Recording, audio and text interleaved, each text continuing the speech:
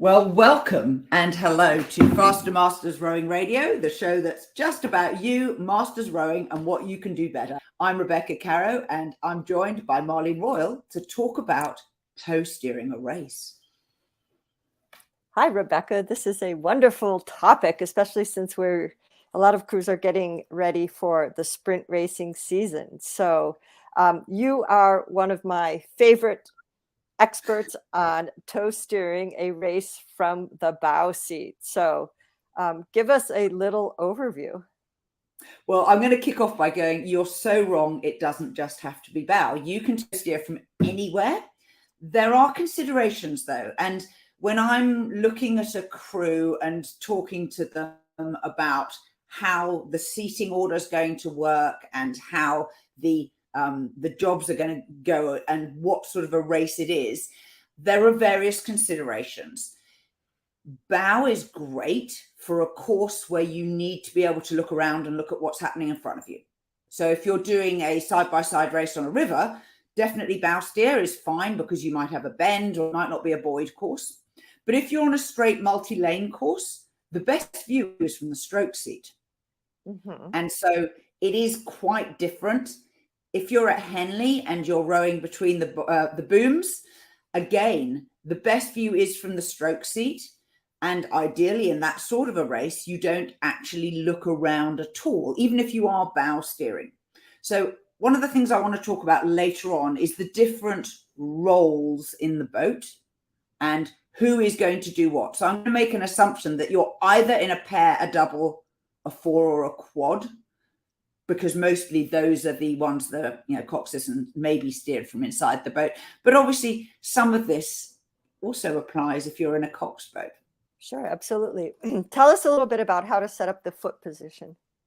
Yeah, whoever's going to be doing the steering, if you are going to be steering, you need to be practiced. You need to be absolutely doing this regularly so you can train it. And it's definitely important that you set the foot up the way you like it. Now, this is a challenge if you're in a shared club boat, self-evidently. I know for myself that my feet don't naturally sit parallel. I naturally like them to sit just a little bit splayed out, I suppose. And when you have a steering rig, there are usually two extremes. They may be set vertically or they may be set horizontally, where you can see the wire, the rudder wire, coming through a midpoint. And the midpoint is usually where there's a wing nut, where it attaches to the toe of your shoe. Wherever you like to sit your foot naturally is where the midpoint needs to be. So if you naturally sit with beautifully parallel feet, that's fine. The midpoint's right in the middle, and that's super. But if your foot naturally sits a little bit out to the side, then you might need to adjust so that the midpoint gives you equal steering to both sides of the boat, to port and starboard, to bow side and stroke side, based on where you sit.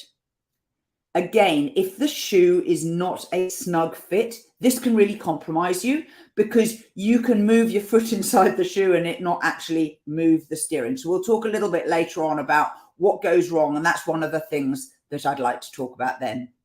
How about looking around? How often do you look around? Wow, that's interesting. So this is going to assume you're doing a head race and you need to look around because you're not on a straight lane course. It depends on if I know the river. It also depends on how well I know the crew. So there are some considerations. Are you a skilled crew and does your boat go straight? If you're a coxswain 4 and you know that your bowman has, a super fast catch and every now and then they beat 2 into the water and that nudges the bows around, that is a consideration and that would make me look around more frequently. If I'm on a river, say, let's talk about a head race that I know well, which is the Tideway Head or the Head of the Charles.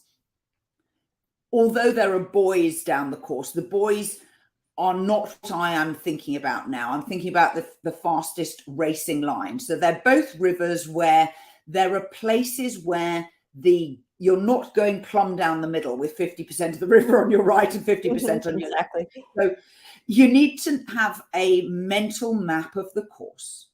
If you don't know the river well, print out a physical picture of the map and laminate it and tape it to your wing rigger or tape it to your shoes or whatever. You need to know where you are on the course and what the next thing is that you're coming up. So if you take the tideway head, you go through Chiswick Bridge and you are immediately onto a very slow bend moving towards stroke side.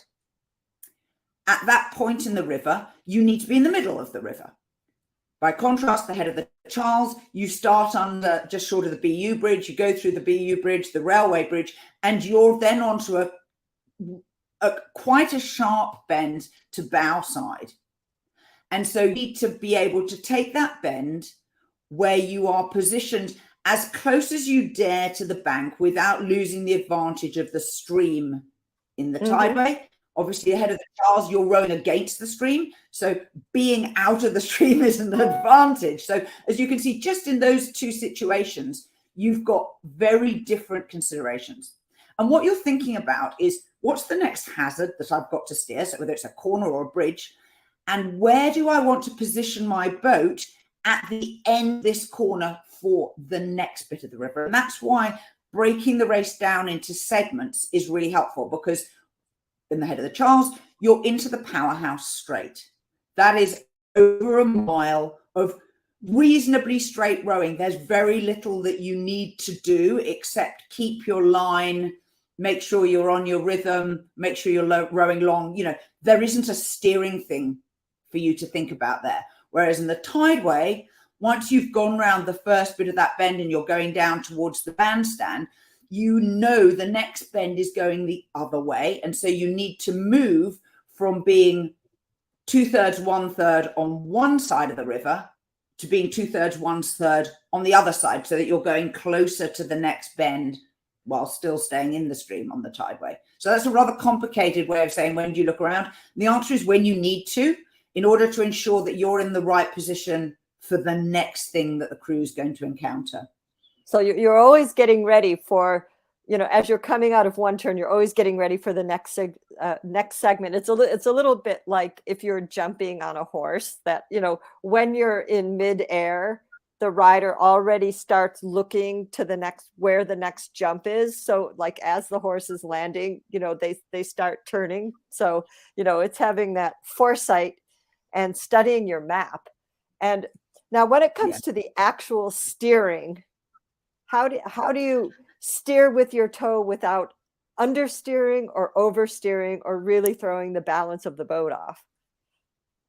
So you need to know your equipment really well here. So different boats steer significantly differently. So one of the things that you need to look at is go and look at where the steering wires attach to the T-bar, which is above the rudder. A couple of things to look at here. Do this while the boat is on trestles or just sitting on the dock in the water. So first thing, look at the T-bar, and it's attached to the vertical post that goes down through the hull of the boat and then onto the rudder wires. Put your hands under the boat and clamp your hands on either side of the rudder and hold it absolutely straight along the line of the boat. And you can do this just by feel. And then look at where the T-bar is. Do not assume that the T-bar is precisely, when the T-bar is at 90 degrees, that the rudder under the water is also perpendicular to it, because I've definitely had situations where they are not lined up. So that's the first thing, and that affects where you set your foot. When you change the connection between the wire and your toe, you need to have somebody hold the rudder straight while you're doing it. Because one of the things that happens is when you tighten up that wing nut, or sometimes it's just a 10mm nut, when you tighten it up and you do the final little turn to tighten it, what happens is the wire kinks. Your torsion that you put on it twists the wire, and that can like turn the rudder a little bit. So you may need to make that adjustment a few times until you need to overcorrect it one way, tighten it up, and then the rudder comes straight as you do that final turn. Because obviously you want that tight, but you need to know that when your foot is in that position, it is neutral. So when you're steering, some boats will steer very quickly and some steer more gradually. And part of that is where are the wires attached to the T-bar? If they're attached right on the end, so a T-bar will typically have 3 or 4 holes on either side of the midpoint for you to loop the steering wires around. If they're in the middle, if they're closest to the center, a small movement on your foot gives a bigger movement on the rudder. If they're right at the end, a small movement on your foot gives a smaller movement on the rudder. So depending on the amount of movement that's possible with your shoe in this boat, you may want to change where the rudder wires are adjusted, because you know that you're on a race that's going to have a super tight bend and you need to have a really, tight steer. So that is a consideration for you to bring to your pre-plan. Then you need to know the boat. How effectively does the boat steer? Some boats are super good at going in a straight line, and that may be to do with the depth of the fin, the skeg on the boat. Boat builders design boats for speed in a straight line, not necessarily going around a corner. And so, that is a consideration. You might want to change your rudder, your fin, if you know you want a shallower fin so that the boat turns more easily. Secondly, if you're in a sweep boat, you have more angle of attack at the catch. And so you can make the boat turn without necessarily having to turn the rudder wire. So if you're rowing on bow side in the bow seat and you want to turn towards stroke side, all you've got to do is stick your oar in a fraction earlier than the person sitting in front of you, and you can turn the boat without having to turn the rudder wires. So again, there's some personal preferences there, and you need to know how skillful you are to be effective. Keeping the boat level is a different matter. Boats do steer better if they're kept level, and this is about lateral pressure into your pins. So in a quad or a double, as you're coming up to a corner, you might get the crew to push on their thumbs and just make sure that they're keeping the boat level while you're doing the steering. And obviously you want to ideally steer round in the fewest possible strokes, because every moment that your rudder is set countering the line of the boat is slowing you down. So there are a lot of times that people will push into a corner so that there's a bit more boat speed, so you're going a bit faster, so maybe you can have one fewer strokes when you're on the corner. So there's quite a lot of, I suppose, considerations here. But my general rule is always look before you steer. So take a look one side or the other so that you know where you are, and then you can decide when to start your steering maneuver and whether you want it to be a shallow, gentle one or a steep one. And if you know the river, it's great, because you may know that you can approach a particular corner by being a little wide at the start, come in sharp and then go out gently. Or you may want to do the opposite, that you come in really gently and you have a gentle 4 or 5 strokes coming into it, and then when you get to the apex, then you might want to make a sharp turn. So again, all of these things are, I suppose, fine mathematical calculations that experience teaches you.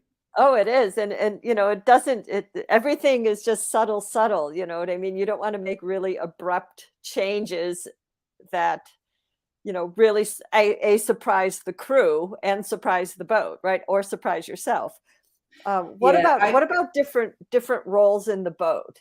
Because obviously if you're doing the steering, you can't be in charge of everything that's going on in the boat during the race, because you really have to focus on the role of being the person controlling the tow. You're so wrong. It is possible, but Okay. it really depends on It's having a lot. they have who can cope with a lot to do. So in a 4-person boat, generally you need someone to stroke. They have to be in the stroke seat. I have stroked a boat from 3, not recommended. No. You need someone to do the calls, you need someone to steer. And so look at the skills and the confidence levels of the different people. Who's got the big voice? You can do calls from 3 in a 4-person boat, but bow may not hear you unless you turn your head when you speak. And you can do that.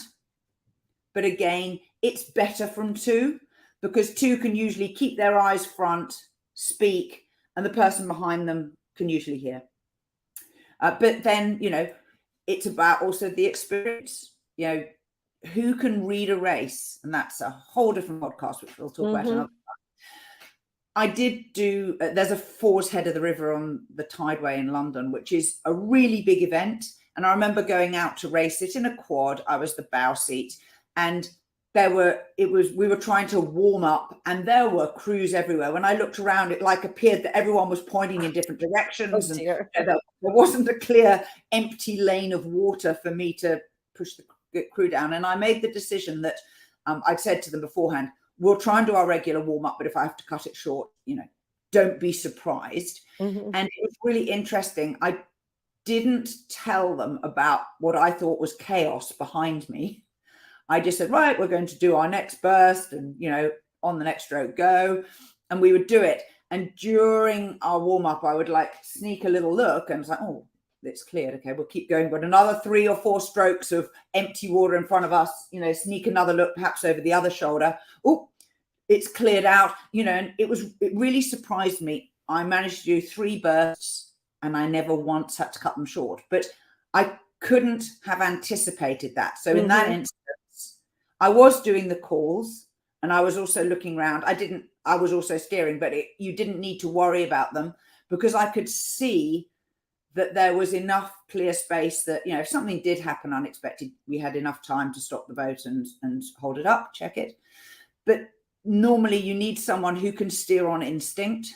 And I knew that river really well, because that was where our club was based. So I wouldn't necessarily recommend that. And when you're beginning, definitely divide the roles up. Take your time, spend lots of time practicing, so that, 3-seat, for example, may take on the role of being the sort of guidance to the stroke seat. There are some strokes who sometimes they inch the rate up a little bit, or sometimes they have a technical thing that, the crew's been working on, which might be an early square or something, and then they forget to do it. And of course, everyone's following them. And if they forget, then everyone else forgets. So you might have 3 as the kind of monitor who works in tandem with the stroke, just to be able to say to them square early, and they don't need to say it loud. Mm-hmm. It's just a 2-man kind of relationship. And that can be really super handy, because it then means everybody's got something to do. Mm-hmm. Yes. Yeah, they stay focused. Now, what can go wrong? Oh, everything and nothing. Racing is racing, right? Racing is racing. I have had a coach who used to say to us, remember, you can have a race plan, but when the gun goes, the plan goes out the window. What they meant by that is, yes, we'll try and stick to the plan, but we also need to respond to what's happening in the race and in our crew, and be able to make adaptations on the fly while you're racing. So you need to plan for a few different things. In a straight lane buoyed course, you need to know what you are going to do if you go off course. It might be the wind, it might be someone does a fluff stroke or catches a crab or whatever. There can be lots of things. You need to know what you're going to do if the crew in the adjacent lane comes towards you into your lane, and what's going to happen and who's going to say something. You need to know what you're going to do if you have a crab or a clash with another boat, or someone clips a buoy. What are you going to do to respond to it? In general, in those situations, I like to do a restart, which is sit up for 3 strokes at 3/4 slide length, real powerful, and then try and get back into your race rhythm.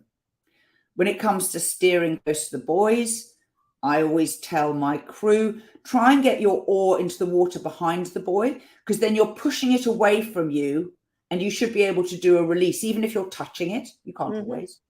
And the same goes for if your blades are overlapping with a crew in an adjacent lane. Look at your oar and try and get your oar in behind the other person's oar. If your steering goes a little awry and you're drifting to one side of the lane, you should be able to tell, because there's a vanishing point on the line of buoys. And if that vanishing point isn't plumb behind you, it looks like it's going off a little one way or the other. That's an early warning that you may be a little bit off course. Try and make your adjustment in steering very gradual. So instead of doing a hard correction, just do it over 4 or 5 strokes, so the boat just slowly comes around.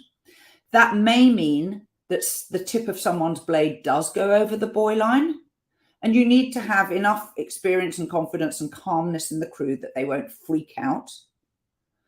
Because there's nothing worse than being the steersman and having someone go steering halfway down the course, and you're like, I am aware of this. It's not that I haven't noticed.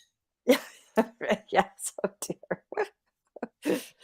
In the head races, what tends to go wrong is you forget to look around frequently enough, or you forget what you need to do next, as we talked about earlier.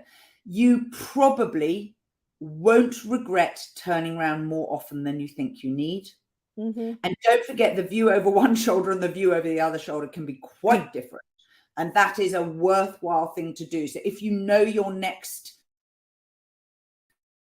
turn towards stroke side, looking over your stroke side will enable you to locate where the hazard or the turning point is, or the apex of the bend, or the bridge support, or whatever the next thing that you're looking for. So when I'm steering, I tend to look for an object that I'm steering towards. So if it's a long way in the distance, I will actually steer towards the bridge support rather than the middle of the bridge, because as you get closer, you can then refine slightly your position so that you're steering so that the tips of your blades are as close as you dare to that point. And it's often easier to locate something that's solid than something that's not solid. So like an arch under a bridge is a gap. That's kind of not solid. It's easier to see the bridge support. Don't steer into it, of course, but as my friend Pauline said, 1 centimetre is enough. Yes. And she's right. You know, if you have the confidence on that Cambridge bend at the head of the Charles to row with your hull down the buoy line and your blades over the buoy line, do it. You know, you understand the risks. I've done that quite a few times now. I am quite confident that I know in a double scull how to do that, and to be able to steer it and not hit and not go over the buoy line. I have touched those buoys, but I've not gone over them. You know, how close you dare steer is about you and your sense of risk and your confidence in your ability and the ability of the crew. Because one of the things that can go wrong is you need suddenly to make a slightly steeper turn than you had planned. So that's the moment where you might call for pressure in addition to your steering. And you need to practice that as well. Does the crew know what you mean? And what is the call, what the words that you're going to use? So I tend to use the word hard. So I might say pressure on bow side. And that means you work harder with your left-hand blade.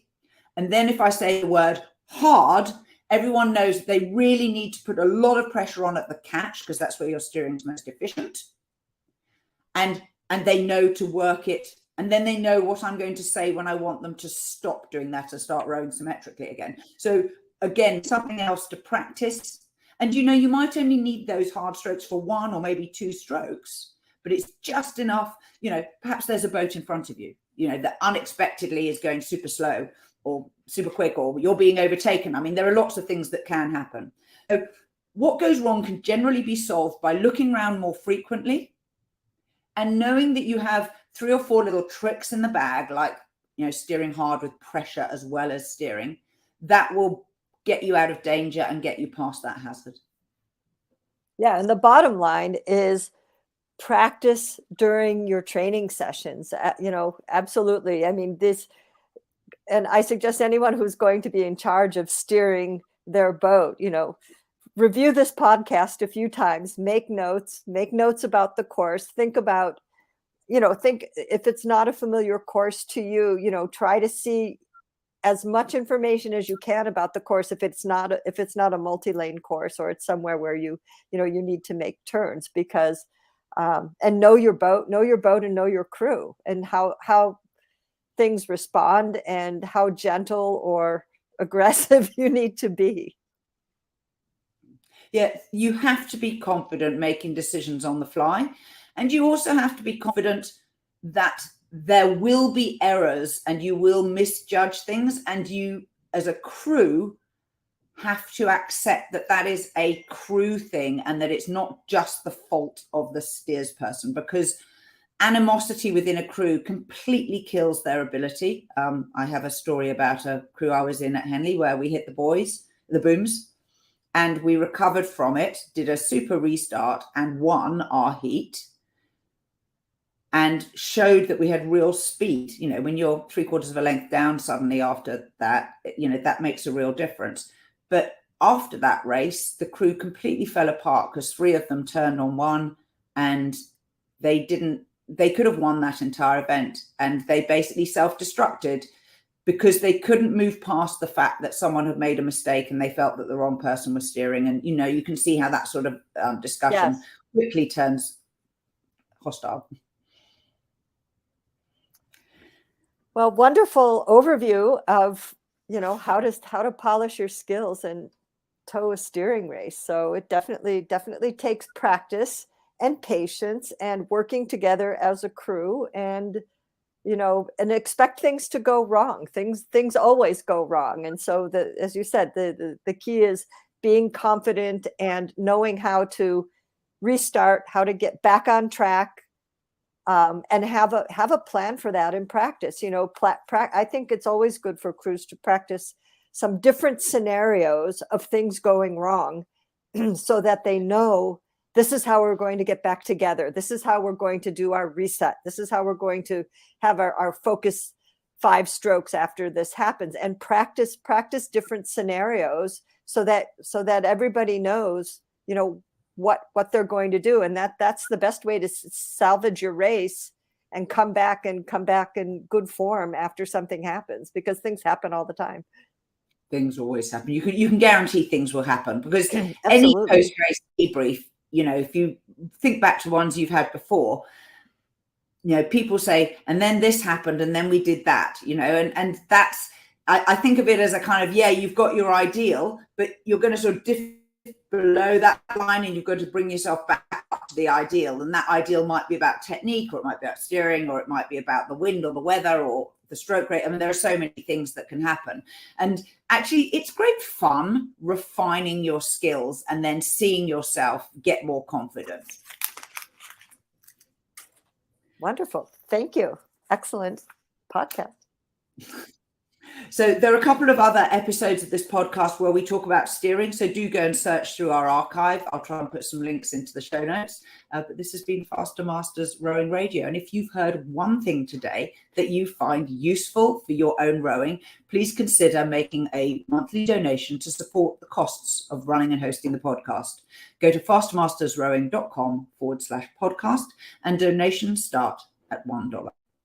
Till next time. Bye-bye.